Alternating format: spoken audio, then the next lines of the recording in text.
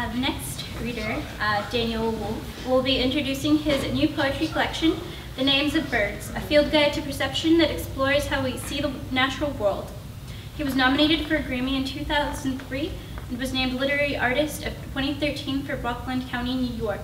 He's also collaborated on documentary films with Jonathan Demme, pop songs, and performance pieces.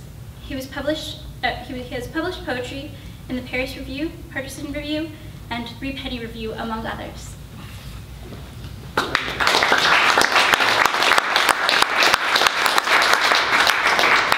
I'm going to start by having my friend Alejandro Escavado read. What did you decide, Al? 2 or 3? Yeah, a couple maybe. Okay, so if you guys don't know Alejandro Escavado, you're in deep trouble. He's a great voice. He's a great songwriter. For David and I to play a song we wrote in front of him is sort of like, Billy Shakespeare, I got a sonnet here.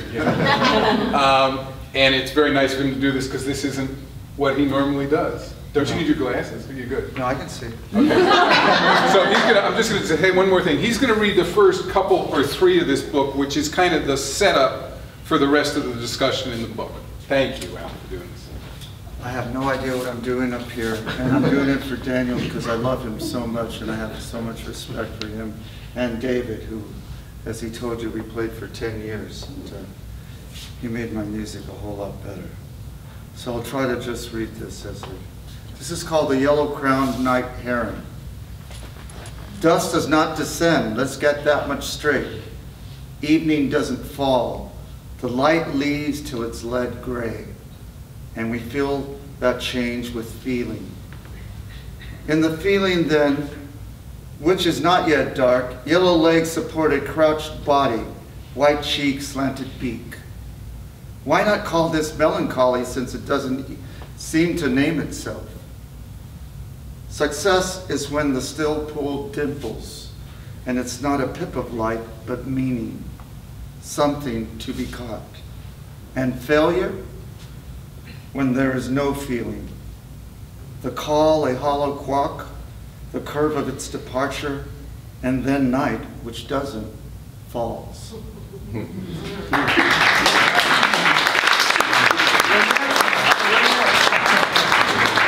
I watch a lot of movies. Common starling.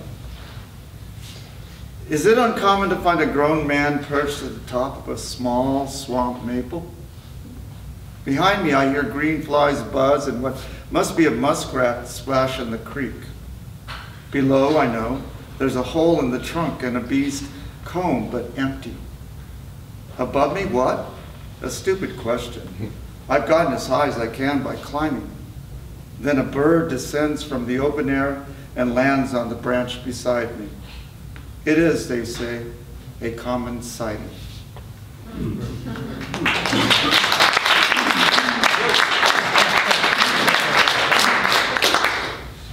Migration patterns. What heals hurt? Time? Okay, when? Is there some schedule then? Does sorrow go south? And if so, how? Does it follow landmarks we can't read? Or does sadness have some inner compass guiding its way? And if in fact that's how hurt heals, won't it be back someday?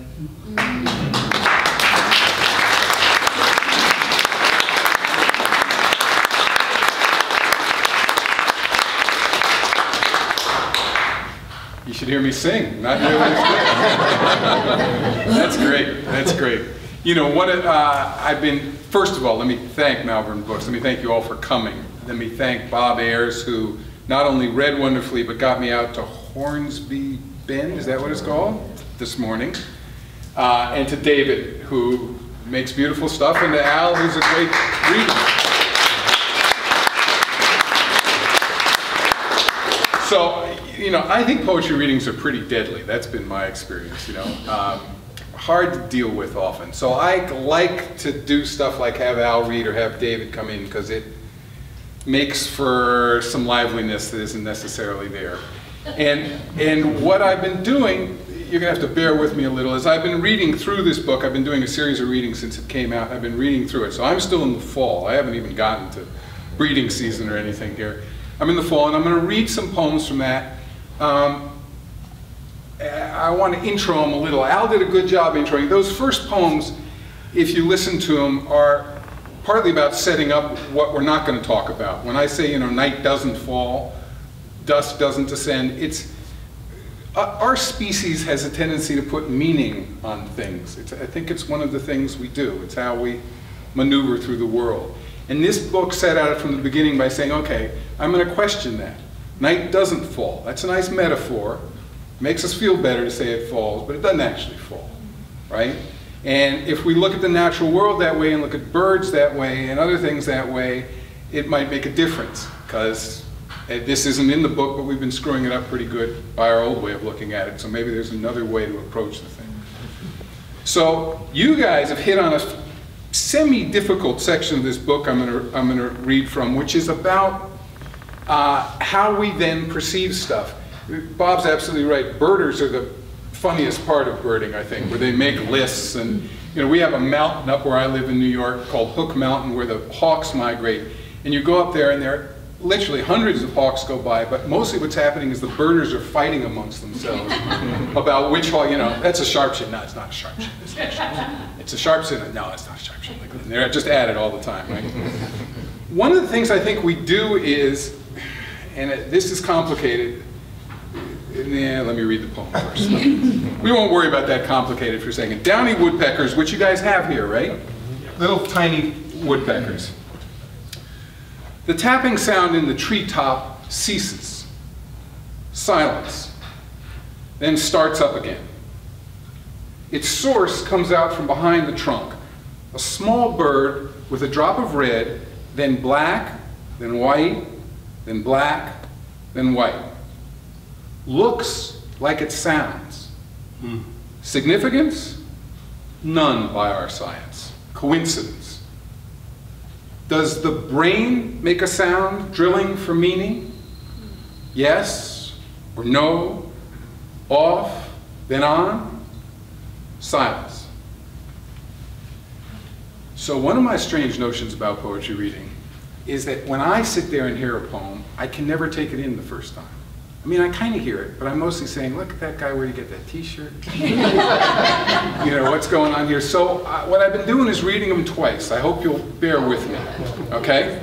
And if I can talk a little bit about this, so we see a bird in a tree, and we try to figure it out, and we want to give it significance, like Al's first poem. We want to give it meaning. And the fact that it's going black, white, is like it's bang, bang, bang, bang on the trunk. And you want to go, okay, there's a connection there, right? I can make a poem out of this, or I can make a meaning out of this. But in fact, the poem sort of goes, well, is that really how we think? Downy woodpecker, one more time. And you guys, if you ever want to interrupt or ask me a question, that delights me, because then I'm not just up here pontificating, tapping. Downy woodpecker. The tapping sound in the treetop ceases. Silence. Then starts up again. Its source comes out from behind the trunk. A small bird with a drop of red, then black, then white, then black, then white. Looks like it sounds. Significance? None by our science. Coincidence. Does the brain make a sound, drilling for meaning? Yes or no? Off, then on? Silence. Second time, right? You get a little bit? Yeah. It's hard. You don't have, don't clap. Don't clap. Don't clap. Don't clap. Thank you, though. So we push that another step farther here with a poem called Lesser Scalp. You don't get no scalp because they're saltwater ducks, I think. I assume you don't get no scalp. In the wintertime. In the winter they come through? All right. They're diving ducks. Little diving ducks. Okay. We'll do it once, and then you'll ask me questions this time, right? We all, you know, we get so scared of poetry, I think, early on. I think school does it. I really do, you know. Where the teacher, you do a poem and the teacher goes, now do we know what that means? You know, and you're just terrified and you always get it wrong. Is it about death? No, good idea, but no. So it just terrifies me. Don't be terrified. This isn't about death. Okay, lesser scout. I get these demon dreams about the gap between one brain cell and the next. Synapse. Waking, I take a breath. Each body binds itself in air, unthinking. The lesser scouts, dark-headed, the far side of the dam. It dives to eat, which means to understand. And up the drive, the old maple lets yellow leaves die. It coats the car with ideas. So, that's Mr. Wolff, what the hell is that about? Let's do that one again. So, if we go from the one before, the Downy Woodpecker, about how the brain's trying to see things, trying to connect up stuff. This is, how do I talk about it? The trouble with poetry is it's hard to talk about too. That we're doing these unconscious things when we see a bird or see anything else. Sight or hearing or touch, as you guys know, is this funny symbol, because you don't, what you see, I had a teacher once who said all information is difference. What you see is a little change. You see a pond and your eye gets the feel of that, and then, oh, there's a dark thing there, and you're catching the difference. And somehow, and there are people working all their lives on this, you take that information, it goes in your brain not as a picture of a duck, but as some sort of difference, some information that then electrically, you think, goes through the eye, up into the brain, through the synapse, and you go, I wonder if that isn't a lesser scout, having done how many millions of comparisons in your brain to get to that. Like this, right? Whereas you wake up and you take a breath and there isn't a thought involved, right? That's just happening. And they say 90-something% of your brain is doing just that stuff, making sure you're taking a breath and your heart's beating and so on. So you're trying to get meaning out of it, you're trying to get understanding, and in Al's poems also it's the same thing, which is I think for birds, and a lot that's out there that isn't our species, meaning is food. It makes sense when you can eat it, when you can get it, then click, right? You get something. I can't quote my own poem, but in Al's there was a thing that went, success is when the still pool dimples and it's not a pip of light, but meaning, something to be caught, right? So in this one, let's do this one again, lesser scout. I get these demon dreams about the gap between one brain cell and the next, synapse. Waking, I take a breath. Each body binds itself in air, unthinking. The lesser scouts, dark-headed, the far side of the dam. It dives to eat, which means to understand. And up the drive, the old maple lets yellow leaves die. It coats the car with ideas.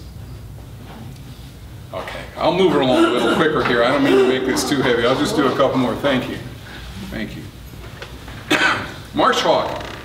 Now we don't call it that anymore. We call it red-tailed hawk, maybe? Northern harrier. Northern harrier, there you go. We got him here? In the wintertime. Yeah, in the wintertime.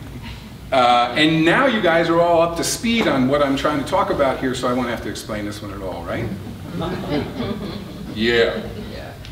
That which cuts from the sky a shoot of air, running a particular length of the marsh, is that which will, with beak and eye, try to cut from the complex that which is trying to hide itself in a field of definitions. Oh, yeah. Is that the title? We're there? That's the title. So marsh hawk's going over a swamp. What the hell is it seeing, right? It's seeing differences, I guess. It's seeing a whole series of things it kind of understands as grass or whatever, and then it sees something move with eyesight that's way beyond ours. that then defines itself because it moves, and that's lunch or dinner, right? Because it's moving there. So, marsh hawk, you guys, you got this one.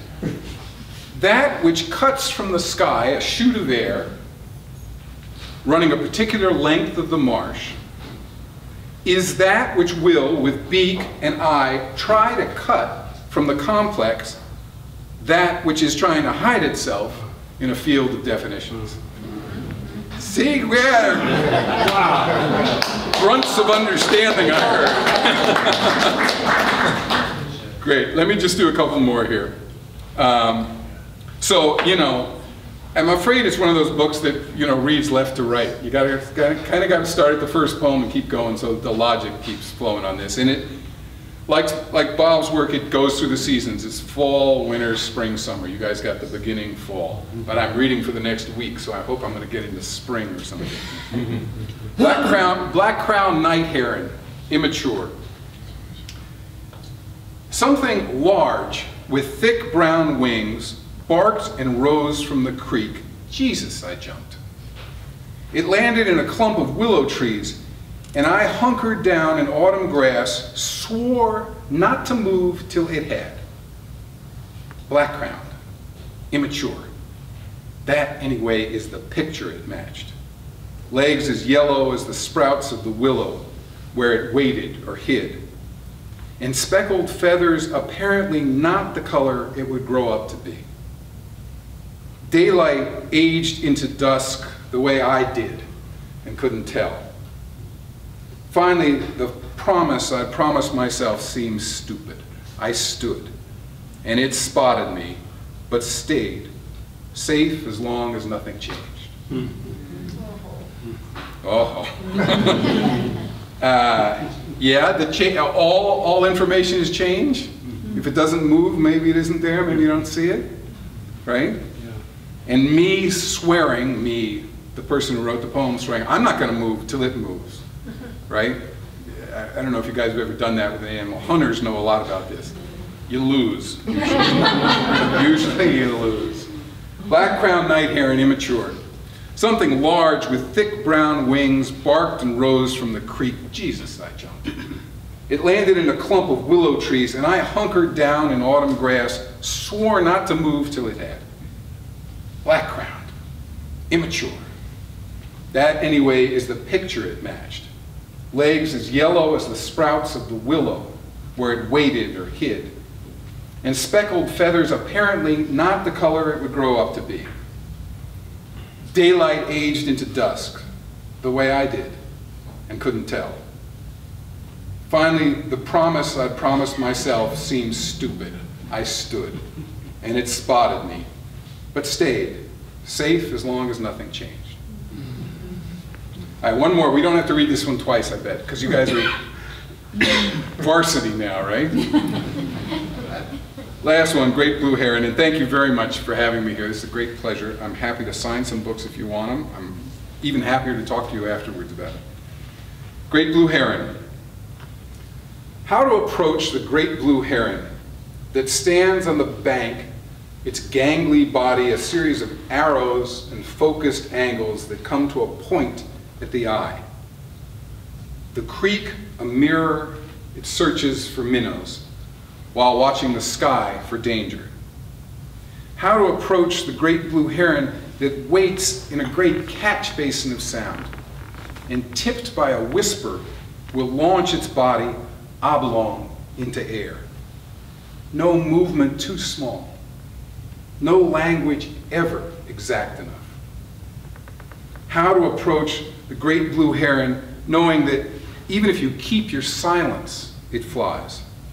I haven't talked to a human being in what's becoming a long time. Thank you.